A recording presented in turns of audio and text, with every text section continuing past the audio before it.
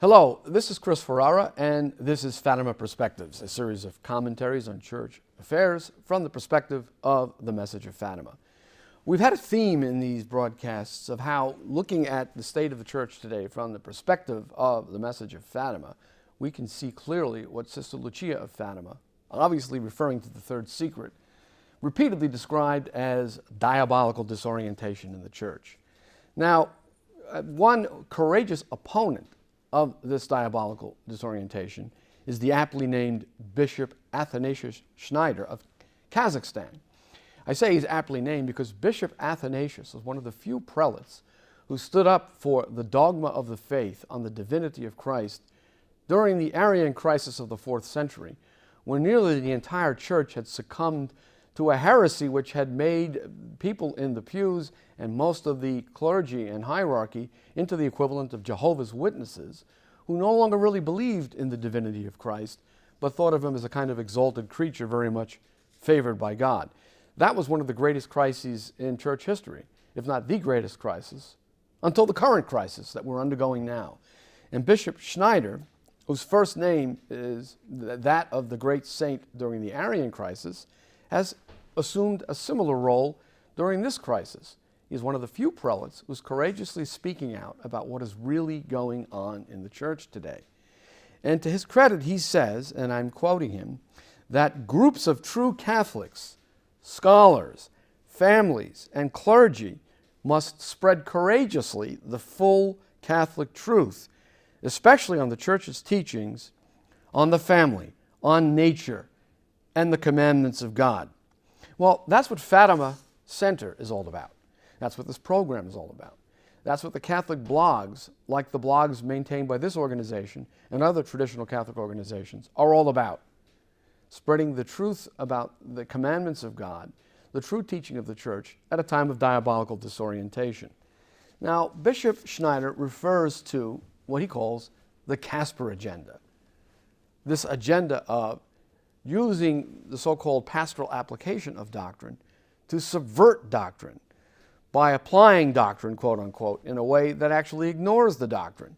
So we would pay lip service to the indissolubility of marriage, but through a so-called pastoral application, we would allow certain divorced and remarried people, and who's kidding who, he means all of them, to receive Holy Communion under certain circumstances, meaning open the floodgates and soon all of the divorced and remarried will be receiving Holy Communion while continuing in their so-called second marriages or third marriages. That would be catastrophic. Bishop Schneider calls the Casper agenda Gnostic. He says in particular that it's a truly Gnostic and revolutionary thing, this Casper agenda. Now, what does he mean by Gnostic? Gnosticism is an old error against the faith, and I'm quoting from the Catholic Encyclopedia, which says that we really can't know the faith truly except by way of a, quote, quasi-intuitive knowledge of the mysteries of the universe and of magic formulae indicative of that knowledge, end quote.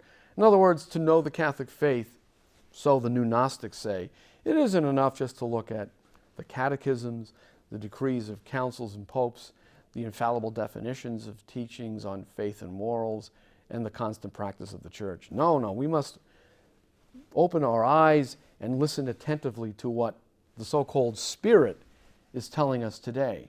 And what the Spirit tells us today may require a change in what the church has always believed or practiced, even if you pay lip service to what the church has always believed or practiced.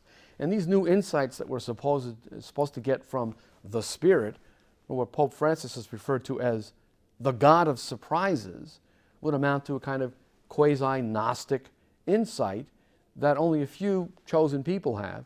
Apparently the Synod will be privy to these new insights, and then they will tell us how church teaching is to be accommodated to what the Spirit is telling us today. That's the essence of the Gnostic error, that the faith is not an objective thing that we can know by reading and studying and listening to what the church teaches, but rather it's something that has to be adjusted constantly through inspirations of a Gnostic or secret and revealed only to a few character.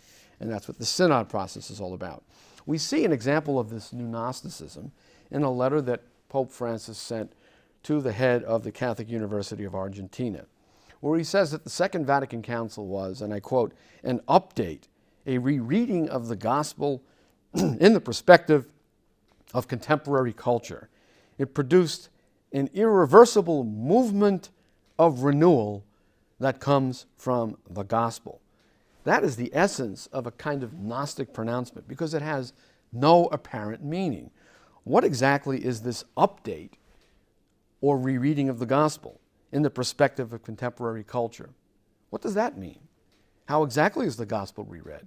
What is going to be different in this rereading that was not apparent on the first reading? And how often do you reread? Every week, every month, every year, every 10 years? When does the rereading stop? And if we're always rereading the gospel, then we have to rely on the people who are doing the rereading to tell us what it means today. In other words, the insights of a few who will tell us the new reading of the gospel as part of this irreversible movement of renewal. Another meaningless phrase. Why is it irreversible? What is being renewed? How is it being renewed? Why should it be renewed?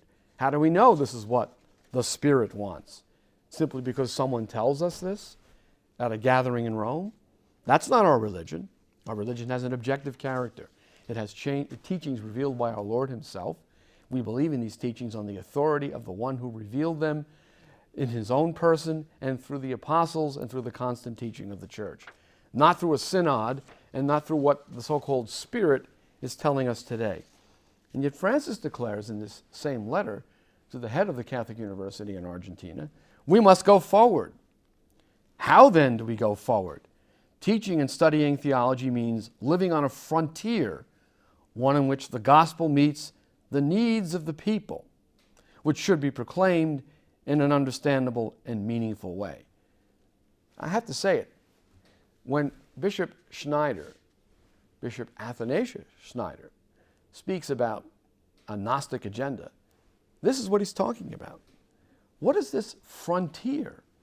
A frontier is unknown territory. Territory we haven't been to before. Territory being explored for the first time. That is not what the Catholic Church provides. There's no theological frontier in Catholic teaching. Catholic teaching has been settled. It's been defined by popes and councils. We know what the Church teaches. That teaching has been unchanged for 2,000 years, along with the disciplines that are designed to protect that teaching, including the discipline that says it is impossible to admit people living in a state of public adultery to Holy Communion. There is no frontier. There is no mystery about this teaching. And the idea that the gospel must meet the needs of the people is another form of quasi-Gnosticism. No, the people must meet the requirements of the gospel. And in doing so, that is how they achieve true freedom. The truth will make us free. What is laid down for us by the Church in her infallible teaching, rooted in the gospel, is what makes us free. We don't find freedom on a frontier. We don't find freedom in adjusting the gospel to the needs of the people. We find freedom by meeting the requirements of the gospel, which the Church has always and everywhere taught in the same way.